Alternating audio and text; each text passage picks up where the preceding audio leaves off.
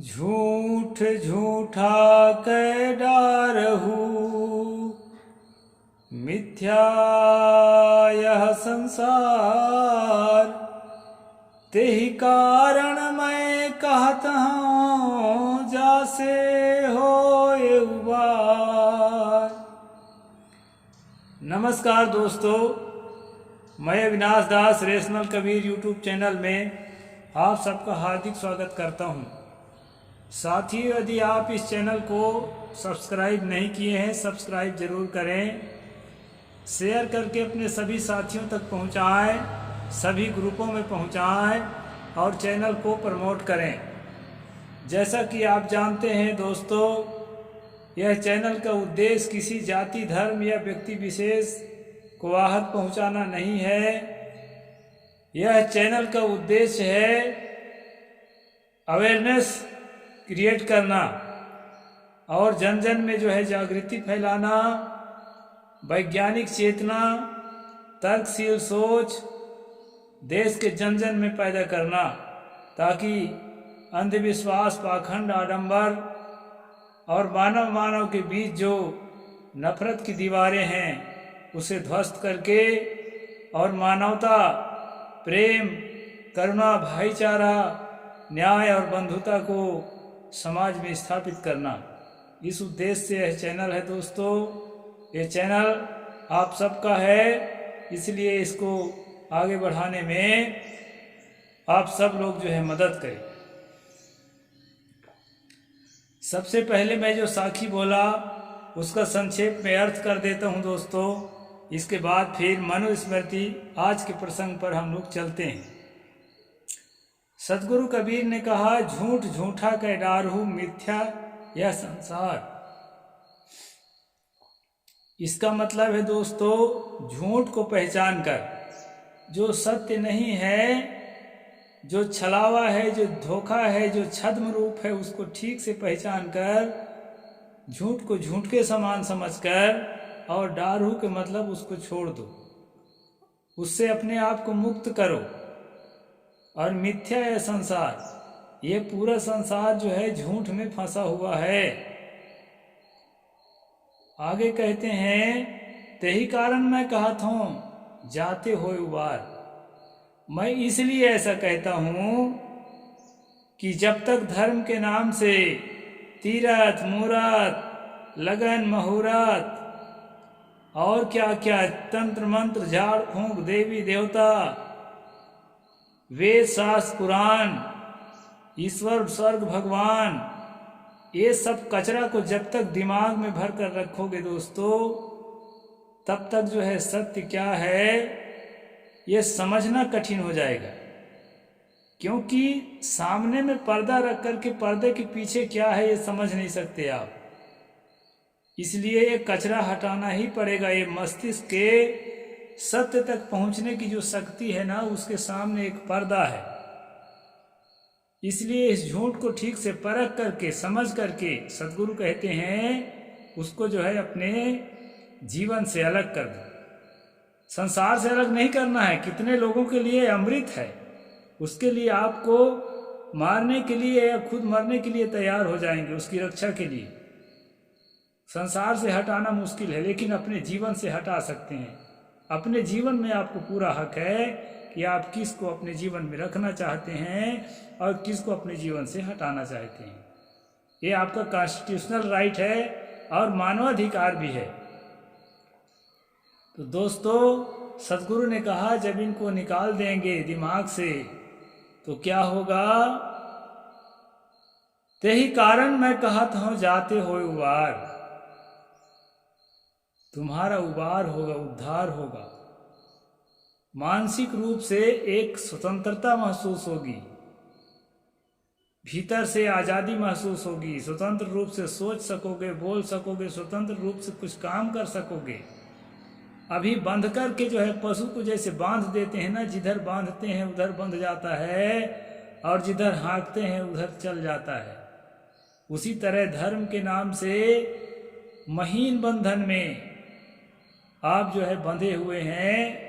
इस बंधन से तभी आप छूट सकते हैं जब आप इसको ठीक से समझ लें क्योंकि ये बंधन रस्सी का नहीं है। बिन रसरी गर सकलो बंधा तासो बंधा आले। ये मान्यताओं का बंधन है, सिर्फ और सिर्फ मान्यताओं का बंधन है। हम दिमाग से मान रखे हैं, ठान रखे हैं कि हाँ ऐसा है ही, ऐसा होना ही चाहिए, ऐसा होता ही है। इस तरह से दिमाग से ठान रखे हैं दोस्तों, उस ठाने हुए का ही बंधन है, अलग से कोई हमें नहीं बांध रखा है। इसलिए सदगुरु ने कहा इस बंधन से मुक्त होगे तो एक सहज अवस्था, एक शांत अवस्था, एक चिंतनशील अवस्था, एक वैज्ञानिक अवस्था आपके अंदर उद्घाटित होगी। आप महसूस करेंगे कि मैं परम सुख को, परमात्मा को, स्वर्ग को, कल्याण को, निर्वाण को कहाँ खोज रहा था, कहाँ भटक रहा था। वो तो मेरे जीवन में निहित है, मेरा अपना स्वरूप ही है। कितना आनंदमय, कितना सुखमय, कितना स्वतंत्र मैं खुद हूँ। इसलिए दोस्तों, जब झूठ को हम अच्छी तरह से अपने क्रियाकर्म से, अपने वाणी से और अपनी सोच से उससे निकाल देते हैं तो हमको मुक्ति का अनुभव होने लगता है। यही मोक्ष है। झांसे में मत रहो कि मरने के बाद कुछ मिलता होगा, यही मिलता है, प्रत्यक्ष मिलता है। इस सहज सुख के लिए साधना, मेडिटेशन करना जरूरी है दोस्तों। सदगुरु कबीर साहब की आज्ञाओं का पालन करना और अपने जीवन के लिए, अपने लिए, अपने आप को अच्छा बनाने के लिए यह जरूरी है। आज सुबह से मैं 2 से ज़्यादा वीडियो नहीं बनाया करता, लेकिन आज 3 बनाया हूँ। ये तीसरा नंबर है, क्योंकि आज संविधान दिवस है दोस्तों। आप सबको बहुत बहुत मंगल कामना। और सुबह मंगल कामना बोला था, अभी भी बोल रहा हूँ, बार बार बोल रहा हूँ। तो चूँकि रोज़ाना मनुस्मृति का स्ट्रीम हम करते हैं, इसलिए जो है इसको गैप नहीं करते। समय है तो, नहीं रहता तो कोई बात नहीं। तो साथियों, हम अब चलते हैं मनुस्मृति के आज के स्ट्रीम पर। आप जानते हैं ये लाल रंग की जिल्द आवरण, लाल रंग के आवरण में मनुस्मृति का किताब है।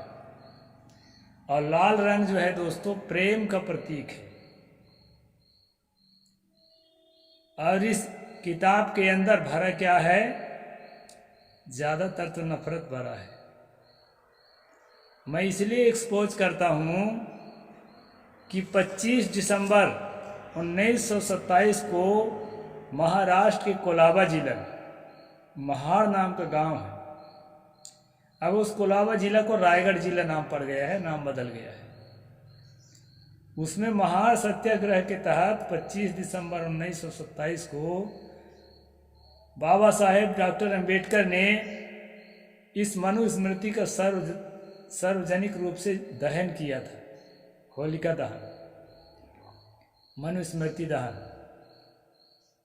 इसके बाद जो है आज का दिन 26 नवंबर 1949 को जो भारतीय संविधान है उसको बन करके तैयार किया गया था। और ये निश्चय कर किया गया था, सन 50 से उसको लागू किया गया। तो दोस्तों, संविधान दिवस के अवसर पर मैं ये बताना चाहता हूँ कि भारत में 2 संस्कृतियाँ रही है। एक संस्कृति जो है प्रेम की संस्कृति रही है और एक संस्कृति नफरत की भी रही है। तो नफरत की संस्कृति मनुस्मृति के माध्यम से फूलती फलती रही है और उसका निशाना मैं बता दिया। बाहर से प्रेम दिखाना, भीतर से नफरत करना। अभी देखा ना, महामहिम द्रौपदी मुर्मू को राष्ट्रपति बनाने के लिए सबसे ज़्यादा प्रेम कौन दिखाया था? और उनको राष्ट्रपति के पद पर आने के बाद सबसे ज़्यादा नफरत उनके प्रति कौन दिखा रहा है? सबसे ज़्यादा वोटिंग जिन लोगों ने किया था, उन लोगों के द्वारा जब संसद भवन निर्माण किया गया, न उसके भूमि पूजन में महामहिम कोविंद जी को बुलाया गया और ना उसके ओपनिंग में महामहिम राष्ट्रपति माता द्रौपदी मुर्मू को बुलाया गया।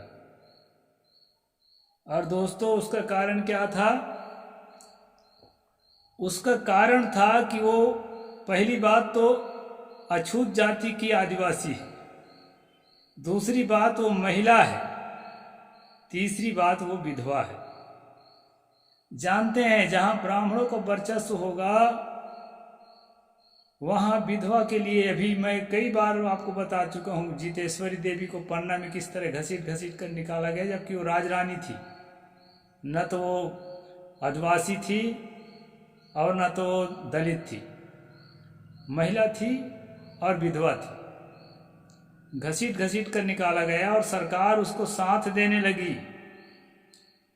दोस्तों आप लोगों को जागना पड़ेगा। ये संविधान दिया उसके अवसर पर मैं जगा रहा हूं, सारे रेशनल लोग जगा रहे हैं। आज हमारा सौभाग्य का दिन है। मैं बता रहा था कि एक प्रेम की संस्कृति है, एक नफरत की संस्कृति। नफरत की संस्कृति हमेशा सम्मान के लिए दौड़ती है। हाँ, सम्मान करती भी है, लेकिन किसको करती है मालूम? विनायक सावरकर 60 रुपये महीना में भारत के खिलाफ साजिश रचने का काम करते थे अंग्रेजों के साथ, और वो सावरकर के चेला आज भी अपने गुरु के पद चिन्हों पर चल रहे हैं। ये किसी से छिपा नहीं है, क्योंकि उस संस्कृति को ढो रहे हैं कि यहाँ विधवा ना घुस सके, यहाँ महिला ना घुस सके, शुभ जो मांगलिक कार्य में अशुभ ना हो जाए। अभी एक शब्द आपने सुना होगा पनौती, वो भी ज्योतिष वालों का शब्द है, उससे सब बिलबिलाए हुए हैं। तो ये पनौती और अशुभ का चक्कर दोस्तों, इसको हमारा प्रेम की जो संस्कृति है उसको मानने वाले लोग निरंतर उसका खंडन करते हैं और करके दिखाए हैं। अभी थोड़ी देर पहले आपने समाचारों में देखा होगा, सुप्रीम कोर्ट के चीफ जस्टिस हैं DY चंद्रचूड़, वो प्रेम की संस्कृति को जानते हैं। वो चाहते तो अपने जो है, जैसे मोदी जी अपने जो है वहाँ के लीडरशिप संभाल लिया संसद भवन के, वैसे वो चाहते तो अपने लीडरशिप संभालने के फेर में पड़ जाते, लेकिन उन्होंने ऐसा नहीं किया। श्रेय देना, सम्मान देना उनको आता है, और उन्हें मालूम है कि देश का सर्वोच्च पद प्रथम नागरिक राष्ट्रपति का पद होता है, और उन्होंने सम्मान दिया। और उन्हीं के हाथों में 76 साल गुजर गए। संविधान के शिल्पी भारत रत्न बाबा साहेब अम्बेडकर को महत्वपूर्ण जगहों में कहीं स्थान नहीं दिया गया। 76 साल के बाद दोस्तों बाबा साहेब की स्टैचू निर्माण करके और महामहिम राष्ट्रपति द्रौपदी मुर्मू के द्वारा अनावरण किया गया।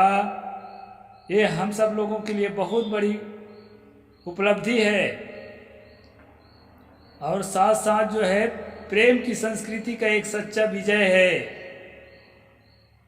बाबा साहेब प्रेम की संस्कृति के मसीहा हैं, और उनको मिटाने का बहुत कोशिश किया गया। 1991 में तो पहली बार उनको कहना चाहिए ख्याल किया, वो भी दबाव डालने पर तब भारत रत्न मिला है, नहीं तो भुलाने के कगार पर ले जाना चाहते थे। जैसे जैसे बहुजन जागेगा तैसे तैसे सत्य का उद्घाटन होगा। और ये पनौती और ये विधवा महिला को नहीं जाने देना, ये सब अंधविश्वास के अंतर्गत आता है दोस्तों। भारतीय संविधान के धारा 51A(H) के तहत जो है ये निर्देश है सत्ताधारी अगुओं को कि देश में वैज्ञानिक टेम्परामेंट को जो है इंकरेज करें और अवैज्ञानिक मान्यताओं को धीरे धीरे समाप्त करें, जबकि अवैज्ञानिक मान्यताओं को थोपा जा रहा है और वैज्ञानिक विचारों को रौंदा जा रहा है।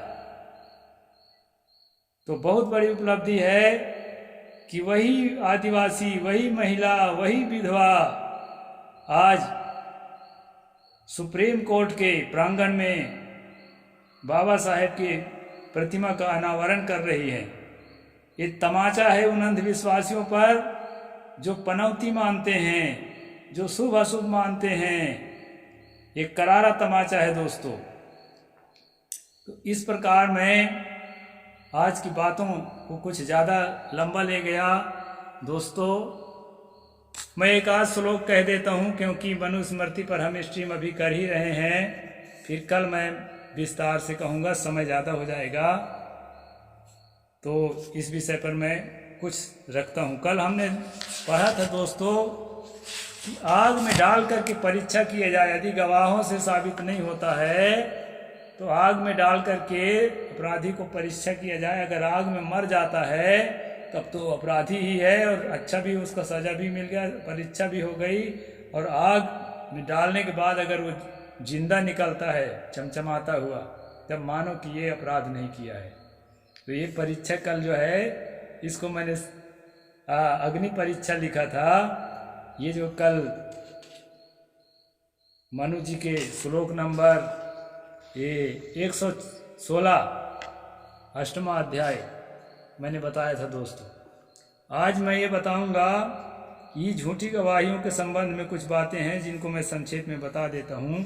जिन जिन विवादों ने झूठी गवाहियों की हो, इसका निश्चय होने पर उन विवादों को फिर से विचार करें, क्योंकि यह पहले का विचार न के बराबर था। ठीक है। लोभ, मोह, भय, मित्रता, काम, क्रोध, अज्ञान और भोलेपन से जो गवाही दी जाती है वह झूठी होती है। बहुत बढ़िया बात है।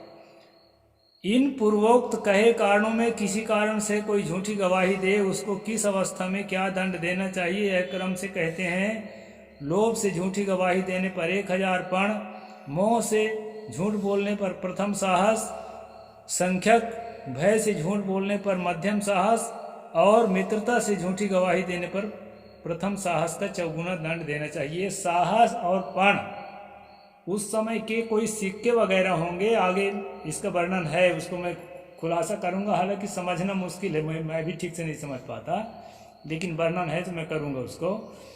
काम बस झूठी गवाही देने के प्रथम साहस का 10 गुना, क्रोध बस झूठ बोलने पर मध्यम साहस का 3 गुना, अज्ञान से 200 पण और मूर्खता के कारण असत्य बोलने पर 100 पण देना चाहिए। धर्म की रक्षा और अधर्म के नियंत्रण के लिए कूट साक्ष्य झूठी गवाही से के दंड मुनियों ने बताए हैं। यहाँ पर दोस्तों, कौट साक्ष्यम तु कुर्वाणा स्त्रीन वर्णा धार्मिको नृपः प्रवासे दंडित्वा ब्राह्मणम तु विवासयेत। धार्मिक राजा झूठी गवाही देने पर तीनों वर्णों को, क्षत्रिय, वैश्य और शूद्र को पूर्वोक्त प्रकार से दंड देकर देश से निकाल दे। ये पूर्वोक्त प्रकार का दंड जो है ये अर्थ दंड है। ये पण और साहस, उस समय के कोई सिक्के या नोट करेंसी वगैरह होंगे, उसका दंड जो है इतने साहस का दंड, इतने पण का दंड इधर दिया है। उसका खुलासा हम आगे करेंगे। तो अर्थ दंड देने के बाद जो है उस आदमी को देश निकाला कर दिया जाए। किसको? अगर वह झूठी गवाही देने वाला क्षत्रिय, वैश्य या शूद्र है तो। और यदि ब्राह्मण है तो उससे जुर्माना ना लिया जाए, केवल देश से निकाल दिया जाए। सजा तो उसके लिए भी है। इस प्रकार जो है यहाँ पर जो है दोस्तों, ब्राह्मण को राहत देते हुए मनु दिखाई पड़ रहे हैं। 10 स्थानानि दंडस्य मनु स्वयंभो ब्रवीत त्रिषु वर्णेषु यानी स्थूल क्षणो ब्राह्मणो ब्रजेत। स्वयंभू मनु ने दंड के 10 स्थान कहे हैं, क्षत्रिय आदि 3 वर्णों के लिए, ब्राह्मण के लिए नहीं। ब्राह्मण को राजा सिर्फ देश भर से निकाल सकता है, और बाकी जो है लिंग, पेट, जीभ, दोनों हाथ, दोनों पैर, आंख, नाक, देह और धन, ये 10 दंड के स्थान हैं। किसका लिंग काट दिया जाए, किसका पेट चीर दिया जाए, किसका जीभ काट दिया जाए, किसके दोनों हाथ काटा जाए, किसके दोनों पैर काटा जाए, किसके आंख फोड़ दी जाए, किसके नाक काट दिया जाए, किसके देह को 2 टुकड़ा कर दिया जाए, और किससे धन का अर्थदंड लिया जाए। ये सब प्रकार के दंड देने के लिए मनु ने कहा है। वो सारे दंड जो है 3 वर्णों के लिए है, ब्राह्मण के लिए वो दंड जो है नहीं है। और आगे क्या क्या दंड किस वर्ण के लिए है उसको आगे बताऊंगा दोस्तों। साहिब बंदगी, जय जोहार, जय भीम, जय भारत।